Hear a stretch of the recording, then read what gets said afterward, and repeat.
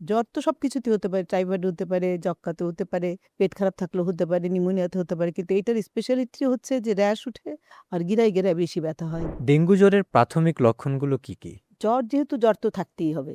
মশা কামড়ালে ডেঙ্গু ভিতরে ঢোকে।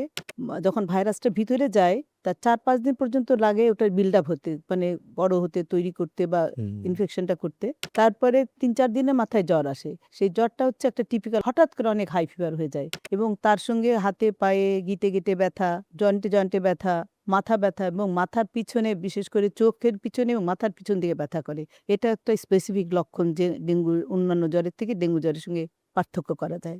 আরো ২-১ দিন গেলে গায়ের মধ্যে লাল, লাল ফুসকুড়ি উঠে বা পানি পিপাসা বেশি লাগে, পেশাব বেশি হয়। অনেক সময় এটার সঙ্গে অ্যাসোসিয়েটেড আরো অন্যান্য যেসব জ্বরের আনুষঙ্গিক প্রণতা, কাশি, সর্দি এগুলোও থাকতে পারে। তবে ব্যথাটাই বেশি এবং এই যে ব্যথাটা হয় গিরায়, গিরায় এত প্রচণ্ড ব্যথা হয়, একসময় এটা নাম দেয়া হতো বা এখনো বলে লোকজন ব্রেক বোন ডিজিজ, হাড় মুড়মুড়ে ব্যারাম।